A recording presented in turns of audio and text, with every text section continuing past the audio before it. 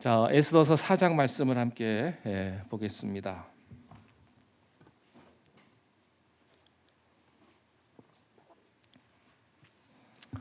에스더 4장 1절부터 17절 말씀까지 한 절씩 교독합니다. 제가 먼저 읽겠습니다. 모르드게가 이 모든 일을 알고 자기의 옷을 찢고 굵은 베옷을 입고 재를 뒤집어 쓰고 성중에 나가서 대성통곡하며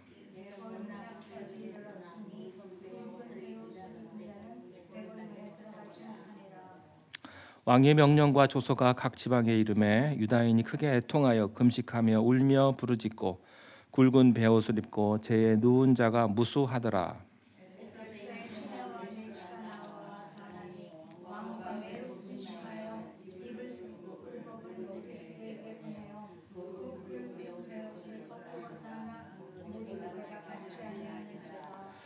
에스더가 왕의 어명으로 자기에게 가까이 있는 넷이 하닥을 불러 명령하여 모르드게에 가서 이것이 무슨 일이며 무엇 때문인가 알아보라 하매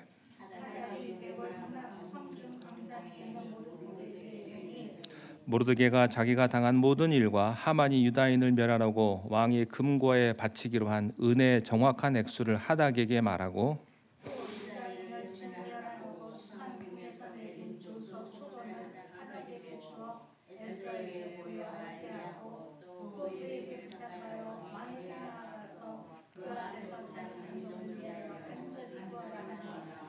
하닥이 돌아와 모르드게의 말을 에스더에게 알림해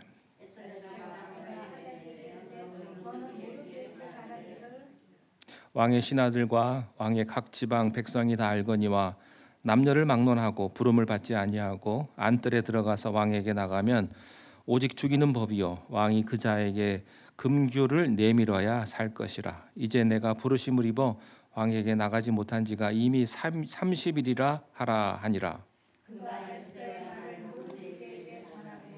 모르드게가 그를 시켜 에스더에게 회답하되 너는 왕궁에 있으니 모든 유다인 중에 홀로 목숨을 건지리라 생각하지 말라.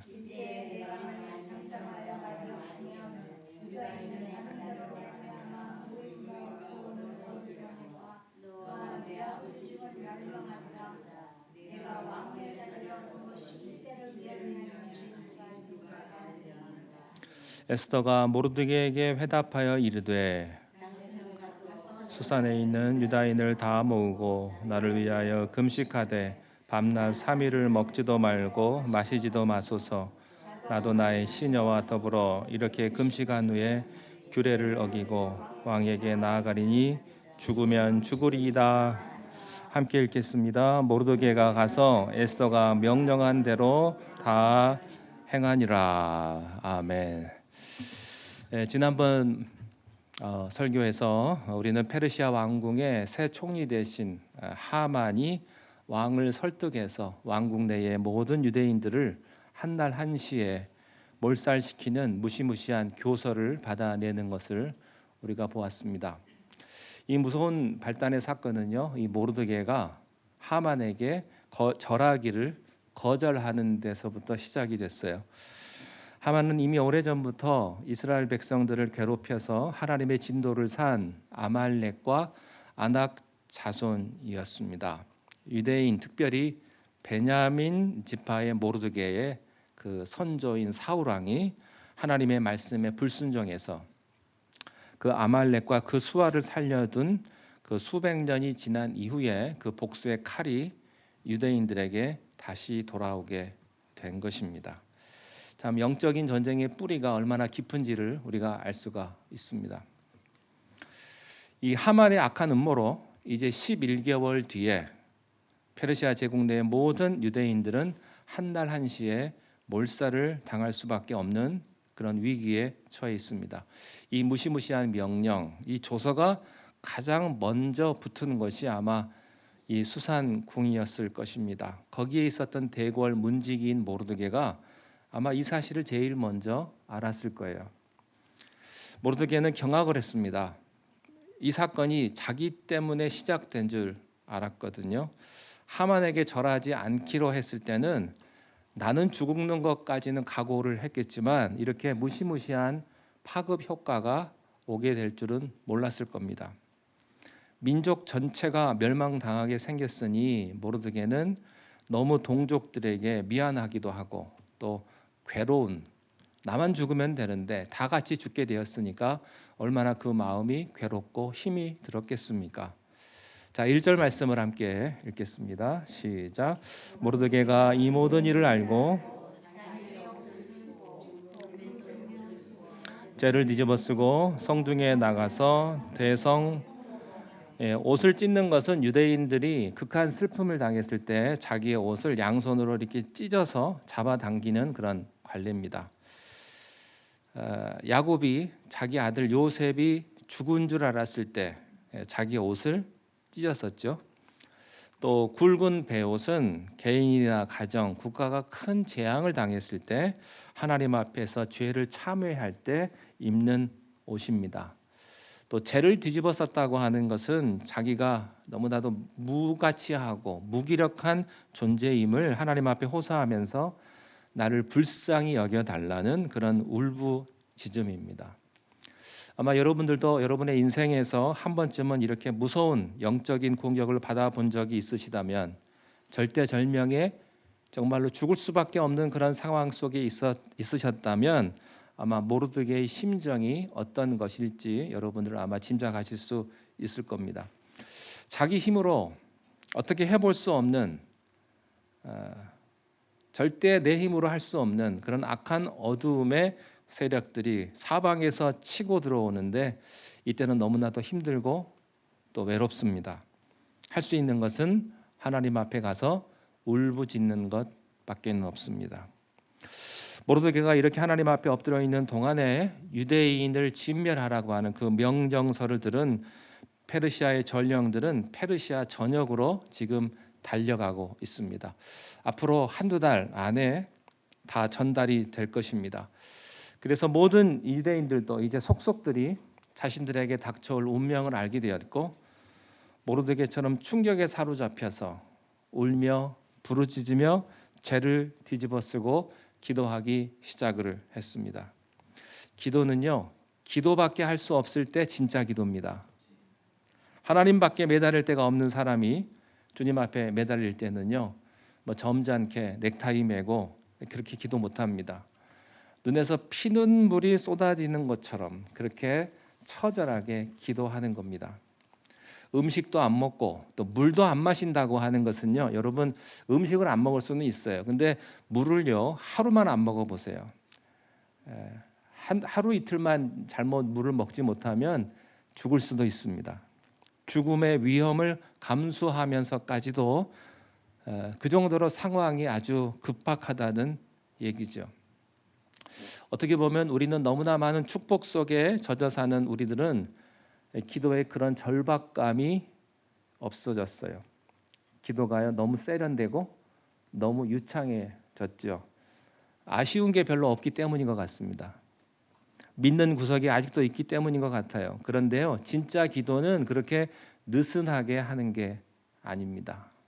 점잖게 그냥 하는 게 아니에요. 수많은 사람들이 예수님을 만졌지만 예수님의 능력을 끌어내는 사람은요, 12회 혈루병을 앓던 여인 한 명뿐이었습니다.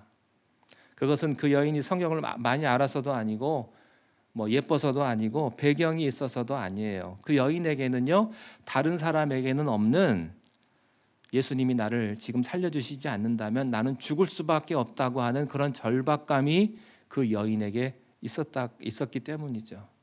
그래서 여러분, 우리가 절박감을 가지고 기도해야 할 것입니다. 하늘의 능력이 여러분에게 흘러올 것입니다. 시편 50편 15절 말씀에 이런 말씀이 있는데요, 우리 함께 읽어볼까요? 시작. 환난날에 나를 부르라. 내가 너를 건지리니 내가 나를 영화롭게, 적당하게 기도하지 말고 절박하게 기도하라. 목숨을 걸고 기도하라. 내가 너에게 반드시 응답할 것이다. 사실 사람이요, 충격을 받아야 변한다는 말이 있지 않습니까?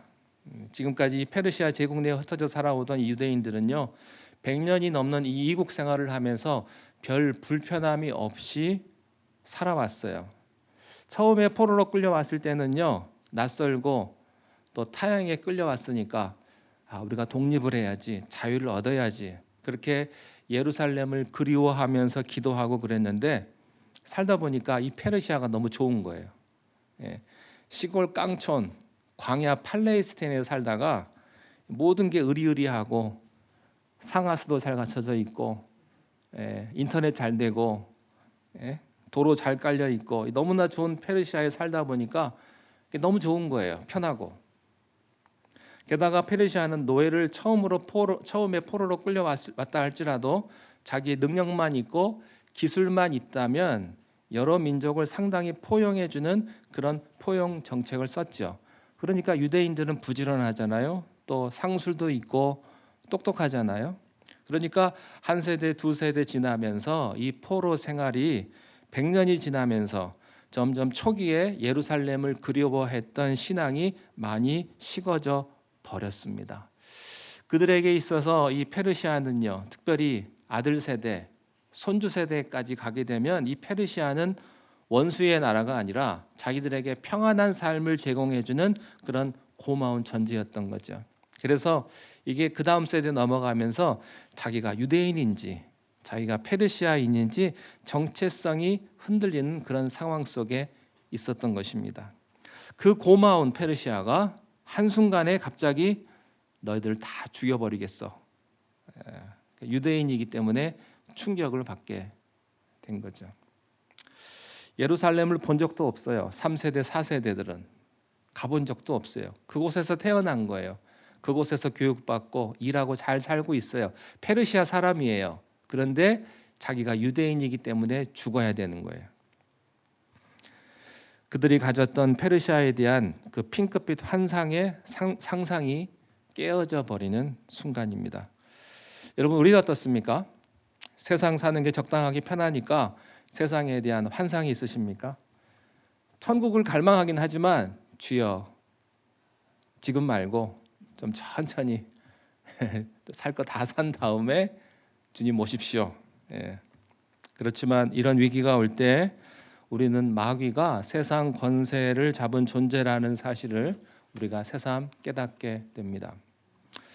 이제 그들은요, 목숨 걸고 기도할 수밖에 없습니다.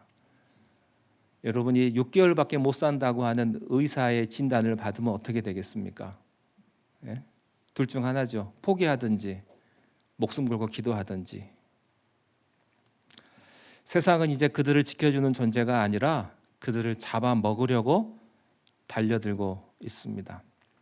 영적인 실체를 보기 전까지는 기도가 영적인 전쟁이라는 것을 모르기 때문에 우리가 어떻게 보면 메마르고 형식적인 기도를 한 겁니다. 이 영적 대각석 금식 기도는요, 그때부터 15년 뒤에 에스라가 이끄는 제2차 포로 귀환 사건의 결정적인 영적인 준비가 되는 거예요. 여러분, 그렇지 않고서야 이런 일이 없다면 멀쩡하게 페르시아에서 100년이 넘게 잘 살아오던 사람들이요, 에스더가 나타나 가지고 우리 예루살렘으로 돌아가자.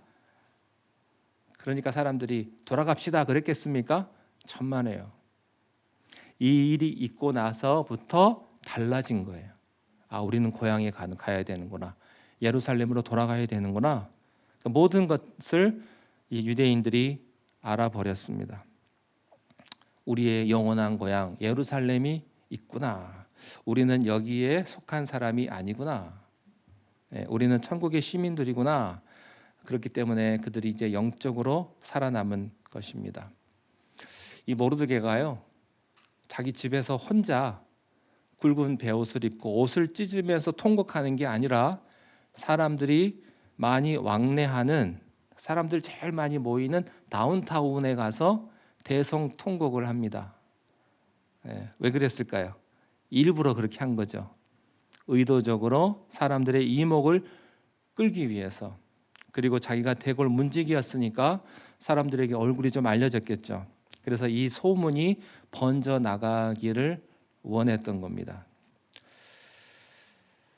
대궐 문 앞까지 나가서 그렇게 하다가 저지를 당했어요. 근데 이것은 굉장히 위험한 행동입니다. 페르시아 왕궁 안에서는 어떤 슬픔도 표시한다는 것은요, 왕의 심기를 건드리는 것이기 때문에 즉결 처형이 가능했습니다. 대골문지기인 모르드게가 이 사실을 모를 리가 없죠. 그러니까 목숨을 걸고 이렇게 한 거예요. 왜 이렇게 목숨을 걸었을까요? 궁궐안은 폐쇄되어 있기 때문에 이 상황을 전혀 모르고 있던 왕후 에스더에게 이 소식을 전하기 위함이었어요. 그러니까 자기가 에스더에게 전가를 보낼 수가 없으니까 에스더에게 이 소문이 들어가서 에스더가 사람을 보내야 되는 거죠. 아니나 다를까 에스더가 이 소문을 듣고 깜짝 놀라서 자기 시녀를 보낼 때 새 옷을 들려줘서 오빠에게 보냅니다.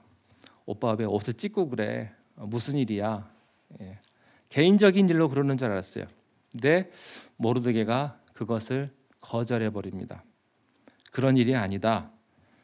예. 시녀의 보고를 받고 에스더가 이게 보통 일이 아니라는 것을 직감을 해요.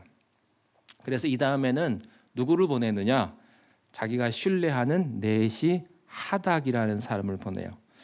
이 사람의 이름까지 쓴 걸로 봐서 에스더가 이를 믿고 맡길 수 있는 그런 사람이었던 것 같습니다. 그러니까 모르드게도 알았습니다. 그래서 아닥에게 정확한 사건의 전말을 이야기해 줍니다. 하만의 음모로 우리 유대 민족 전체가 이제 11개월 뒤에는 한 날 한시에 멸망하게 생겼다. 하만이 돈으로 왕의 눈을 어둡게 했다. 그러면서 그 왕의 조서까지 증거물로 에스더에게 전해줍니다. 에스더가 사태의 심각성을 정확하게 인지할 수 있도록 하는 거죠. 그리고 결론, 에스더 네가 왕 앞에 나가서 이걸 풀 수 있는 건 왕뿐인데 왕에게 나가서 유대 민족을 위해서 네가 탄원해 주기를 바란다. 에스더가 얼마나 놀랬겠어요. 그리고 자기의 동족에게 다가오는 끔찍한 재앙에 대해서 너무나 애통하고 자기가 할 수 있는 일이라면 얼마든지 할 텐데 도와주고 싶었을 텐데 왕에게 탄원해 달라고 하는 모르드게의 부탁이요. 우리가 생각하기에는 아무것도 아닌 것 같지만 그게 이렇게 호락호락한 상황이 아니에요. 자, 11절로 가서 우리 11절 말씀을 함께 읽겠습니다. 11절 시작.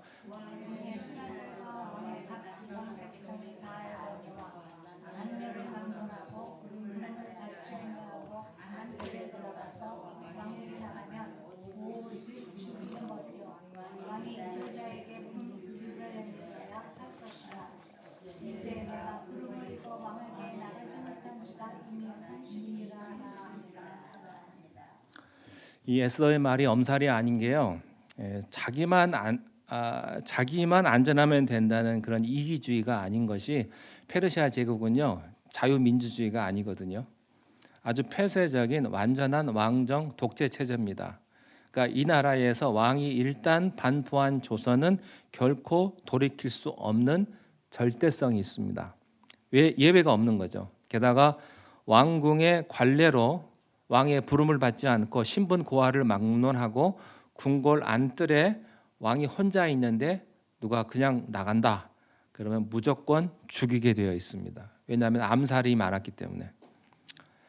그러니까 그것 때문에 호위대들이 항상 그 궁궐을 지키고 있었던 거죠. 누구든지 왕이 부르지도 않았는데 자기가 먼저 가면 그냥 죽이는 거예요. 실제로 그렇게 죽어나간 사람들이 많았습니다. 신하들이 실수로 들어갔다가 그냥 죽이는 거예요. 단 하나의 예외는 왕이 마음이 흡족해서 호위대를 제지시키고 자기가 가지고 있는 금교를 내주는 건데요. 이런 적은 거의 한 번도 일어난 적이 없다고 해요. 페르시아 역사에 나와 있다고 합니다. 게다가 지금은요 에스더가 왕으로부터 부름받지 못한 지 30일이 넘었다고 그래요. 그러니까 30일이면 이 뭔가 부부 관계에 문제가 있는 거죠. 변덕이 심한 왕이 호색을 밝히는 데다가 이 왕이 뭔가 에스더가 탐탁치 않은 상황이에요. 상황이 좋지가 않아요. 게다가 이 아하수에로 왕은요 분노 조절 장애가 있거든요. 아주 폭력적이고 변덕이 심한 왕이었습니다. 실제로 왕이 총애하는 신하 한 명이 자기가 아들이 둘이 있는데 둘 다 전쟁에 나가면 자기 뒤를 이을 사람이 없으니 첫 아들은 군대에서 좀 빼달라고 청혼을 했더니 왕이 그 아들을 데리고 오라고 합니다. 그리고 그 아들을 반으로 쪼개가지고요, 그 자리에서 죽인 다음에 모든 군인 병사들이 그 쪼개진 시체를 밟고 지나가도록 했다고 그래요. 그러니까 왕이 그렇게 무서운 사람입니다. 보통 사람이 아니거든요. 그러니까 이 왕의 무시무시함을 에스더가 지난 5년 동안 살아오면서 누구보다도 잘 알고 있었는데, 자칫 잘못하면요, 자기도 지난 왕후 폐위된 와스티처럼 하루아침에 폐위될 수도 있거든요. 이러한 복잡한 상황으로 인해서 에스더는 동족이 이런 큰 위기에 처한 것을 알면서도 망설일 수밖에 없었던 거죠. 자칫 잘못한다가는, 그래도 유대인들은 11개월 뒤에 죽는데 자기는 바로 죽을 수도 있거든요.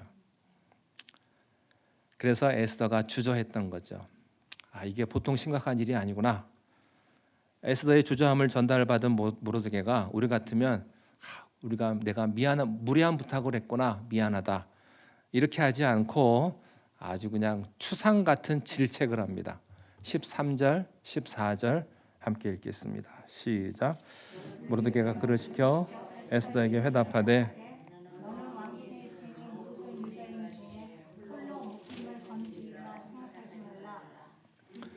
내가 만일 잠잠하여 말이 없으면 유다인은 다른 데로 말미암아 노임과 구원을 얻으려니와 너와 내 아버지 집은 멸망하리라. 네가 왕후의 자리를 얻은 것이 이때를 위함이 아닌지 누가 알겠느냐. 엄청나게 쏘아댑니다. 너는 왕궁에 혼자 있으니까 너는 살아남을 거라고 생각하지 말라는 거예요. 왜냐하면 저 지독한 하만이 수단과 방법을 가리지 않고 모든 유대인을 찾아낼 것이고 언젠가는 왕후인 너도 유대인인 것을 알게 될 거다. 그렇게 되면 너는 왕후의 신분이라고 할지라도 안전할 수가 없다. 메시지가 뭡니까? 우리 하나님의 백성들은 모두가 다 공동체라고 하는 겁니다. 네가 만일 잠잠해서 말이 없으면 유대인들은 다른 데로 말미암아 구원을 얻겠지만 너와 내 아버지 집은 멸망하리라. 여러분, 에스더가 천의 고한데 이게 무슨 말입니까? 영적으로 비겁하면 안 된다고 하는 것입니다. 하나님의 일을 하면서 나 아니면 안 된다는 생각을 버리라는 거예요. 하나님은 누구든지 들어서 구원의 도구로 사용하실 수가 있는데 나 같은 죄인을 선택하신 것을 영광으로 여겨야 된다. 내가 불순종하면 하나님은 다른 사람을 통해서 일하실 것이지만 순종하던 자에게 예비된 모든 축복을 잃어버리게 될 것이다. 그러므로 하나님이 너를 세우실 때 비겁하게 도망가지 말고 이거 영광으로 알아라. 이게 영광이다. 이게 축복이다. 그리고 중요한 말을 합니다. 네가 왕후의 자리를 얻는 것이 이때를 위함이 아닌지 누가 알겠느냐.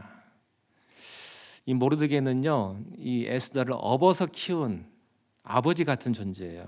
그러니까 에스더의 히스토리를 너무나 잘 알아요. 세상의 모든 경쟁을 뚫고 페르시아 왕후의 자리에 오른 것도 운이 좋아서가 아니고 너의 노력과 배경으로 되는 것도 아니다. 이것은 하나님이 하신 일이다. 오늘 같은 위기의 때에 쓰시려고 너를 준비시키신 것이다. 이 왕후의 위를 얻은 것이 이때를 위함이 아닌지 누가 아느냐.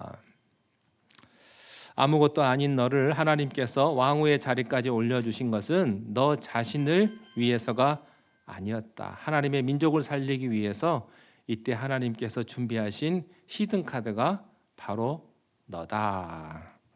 이 에스더의 선택이 쉽지 않았을 겁니다. 여러분, 아무것도 없을 때는요, 헌신하는 게 쉬워요. 별거 없는 사람은요, 내려놓는 게 쉽거든요. 시간도 많고 가진 것도 없고, 그러면 헌신하는 게 쉽지만 이것저것 가지기 시작하면요, 헌신하는 게 굉장히 어려워집니다. 에스더가 밤새워서 기도했을 거예요. 에스더가 유명한 말 하지 않습니까? 죽으면 죽으리라. 이 말이 절대로 쉽게 나온 말이 아닙니다. 밤을 새워 고민하고 기도했을 겁니다. 여러분, 우리 믿음의 사람들은요, 로봇이 아닙니다. 감정이 있죠. 두려움이 있단 말이죠. 그러니까 밤을 새워서 고민을 합니다. 사람이 살다 보면 자기 자신과 가족과 또 자기를 지켜보는 사람들의 운명을 걸고 밤을 새워 고민해야 되는 중대한 결정을 해야 되는 순간이 있어요. 그것이 자식 문제든 또 사업의 문제든, 이 결정으로 인해서 수많은 사람들의 운명이 왔다 갔다 할 때는요, 더더욱 그렇습니다. 고독한 시간입니다. 그 누구도 대신해 줄 수 없는 이 시간에 우리는 밤을 새워서 기도하죠. 에스더가 그랬을 거예요. 그리고 아침이 밝아왔을 때 에스더가 결단을 내립니다. 이 모르드게에게 보낸 에스더의 이 답장, 정말 기독교 역사에 남는 명문입니다. 아마 성경에서 나오는 우리가 그냥 들어서 알고 있는 가장 유명한 말씀 16절 함께 읽겠습니다. 시작. 당신은 가서 수산에 있는 유다인을 다 모으고 나를 위하여 금식하되 밤낮 3일을 먹지도 말고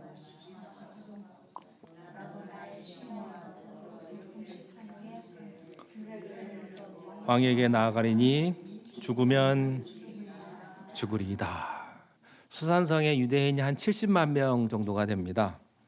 메시지를 어떻게 보냈는지 모르겠어요. 그 70만 명에게 카톡으로 보낼 수도 없고 아마 한 사람 한 사람에게 이렇게 전달했겠죠. 에스더가 원하는 것은 이거였어요. 하나님의 백성들이 모여서 기도해야 된다고 하는 것입니다.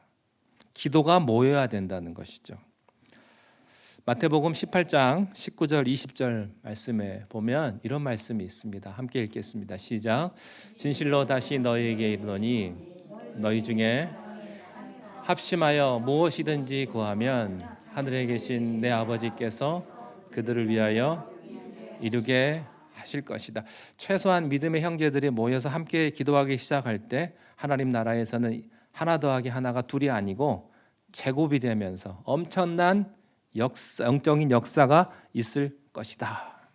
그래서 여러분요, 금식 기도의 파워도 엄청나지만 이 합심 기도에 무시무시한 파워가 있다는 것을 꼭 기억하시기 바랍니다.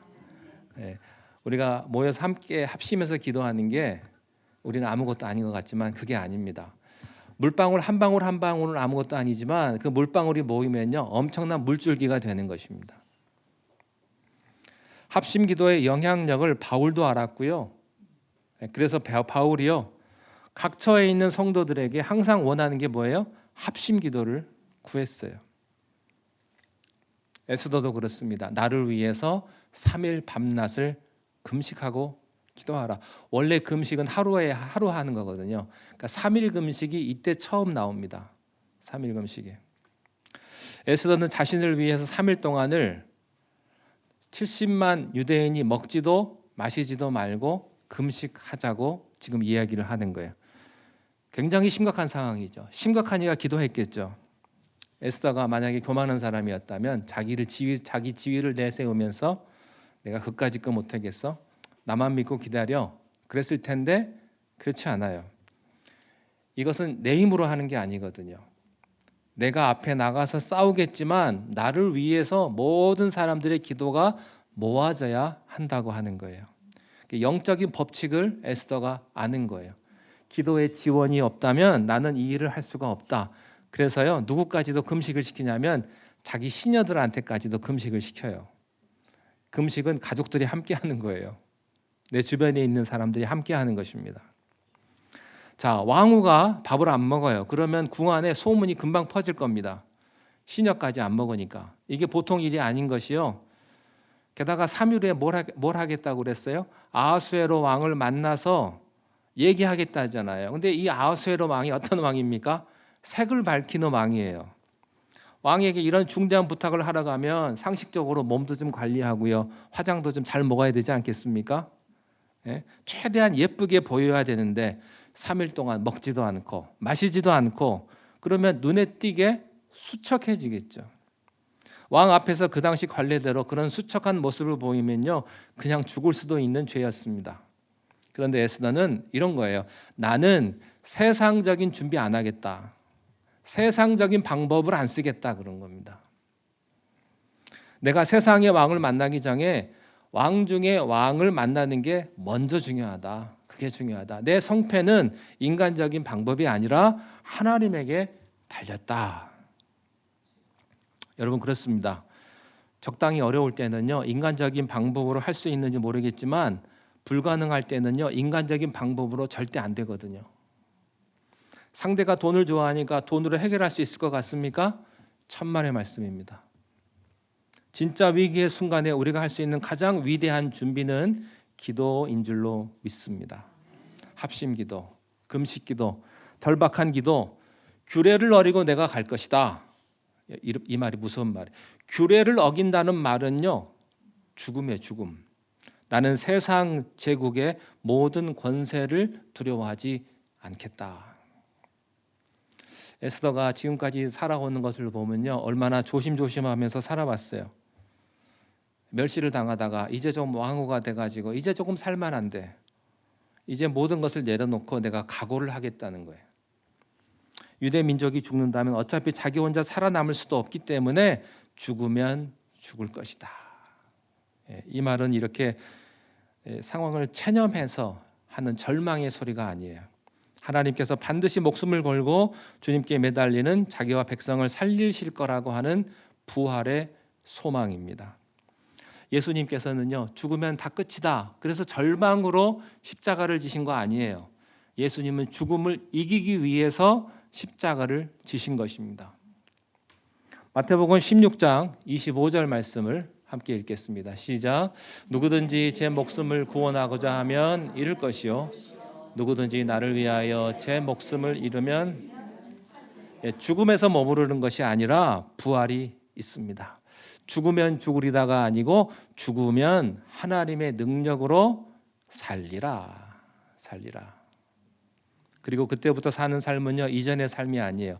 세상과 나는 간 곳 없고 하나님의 영광으로 사는 삶, 승리의 삶을 살게 되는 것입니다. 자, 그렇지만 이 에스더는요, 모든 상황이 자기에게 절대적으로 불리합니다. 유리한 게 하나도 없어요. 왕명이 없이는 결코 안뜰로 들어갈 수도 없는 그런 페르시아의 관례도 불리했고요.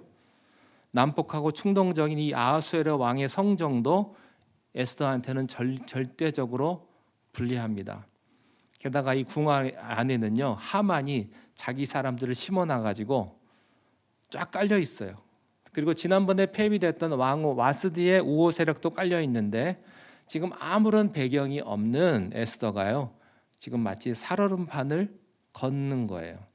주변에 누가 있어요? 아무도 없어요. 에스더와 모르드게 빼고 주변에 아무도 없습니다. 근데 3일 동안 금식하고 나면 얼굴에 힘이 없어서 수척해질 것이고, 또 왕 앞에 나가면 왕의 심기를 자극할 수도 있는 위험한 상황이죠.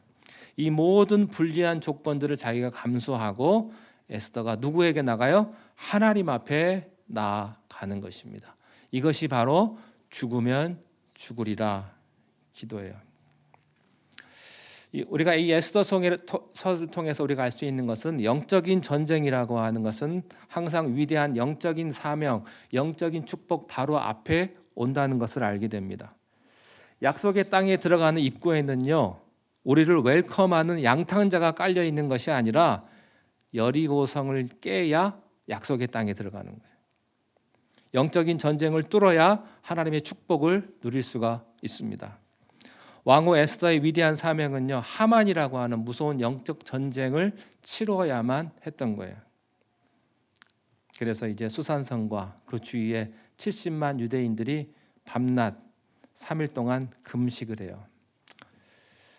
이게 보통 일이 아닙니다. 유대인들이 구원받았다는 것은 에스더의 힘이 아니고요, 이 어마어마한 합심 기도의 힘이었던 것이죠. 그래서요, 우리들에게도 이런 기도의 합주가 필요합니다. 이게 우리 교회가 사는 길입니다. 우리가 함께 기도하는 게 교회가 사는 길이요, 여러분이 사는 길이요, 여러분의 가정이 사는 길이에요. 혹시 여러분께서 여러분의 가정에 지금 인생의 에스더처럼 인생의 참 중대한 기로에 있다면 여러분 보통 기도로 안 될 거예요. 자기의 배우자를 위한 기도, 자기의 자녀를 돌아오게 하겠다는 기도, 무너진 사업을 일으키겠다고 하는 기도, 어떤 기도든 상관이 없습니다. 여러분 주변에 있는 믿음의 형제들에게 중보 기도를 요청하시고, 필요하시면 금식 기도도 하시고, 예? 금식 기도 한지 저도 엄청 오래된 것 같아요. 예, 해야 돼요. 해야 돼요. 이 심각성을 좀 깨달아야 돼요, 우리가. 믿는 사람들의 진실하고 간절한 기도를 모아야 합니다. 우리가 다 함께 모아서 기도를 모아야 하는 것이죠. 오늘 본문에 나오는 에스더와 모르드게 유대인들처럼 우리가 교회가 한 마음 한 뜻으로 뭉쳐서 기도하면 하나님께서 우리들의 길을 열어 주실 줄로 믿습니다. 위대한 하나님의 축복 앞에는 반드시 영적인 전쟁이 있다. 우리가 약속의 땅을 위해서도 그렇게 온 교회가 힘을 합쳐서 기도해야 될 줄로 믿습니다. 여러분 환난 앞에, 여러분 어려움 앞에 함께 기도하시는 그런 하늘의 축복을 여러분들 경험할 수 있게 되기를 주님의 이름으로 축원드립니다. 기도하겠습니다. 하나님 아버지, 우리 앞에 많은 문제들이 있습니다. 간절히 주님 앞에 울부짖으며 기도하게 하시고, 금식하며 기도하게 하시고, 합심하여 기도하게 하여 주옵소서.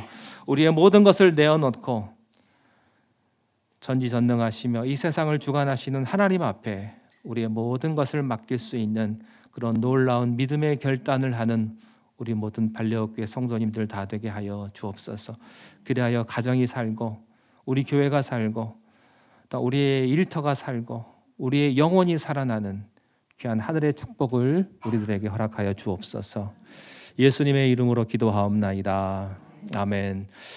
하늘에 계신 우리 아버지여, 이름이 거룩히 여김을 받으시오며 나라에 임하옵시며 뜻이 하늘에서 이룬 것 같이 땅에서도 이루어지이다. 오늘날 우리에게 일용할 양식을 주옵시고 우리가 우리에게 죄 지은 자를 사하여 준 것 같이 우리 죄를 사하여 주옵시고 우리를 시험에 들게 하지 마옵시며 다만 악에서 구하옵소서. 나라와 권세와 영광이 아버지께 영원히 있사옵나이다. 아멘.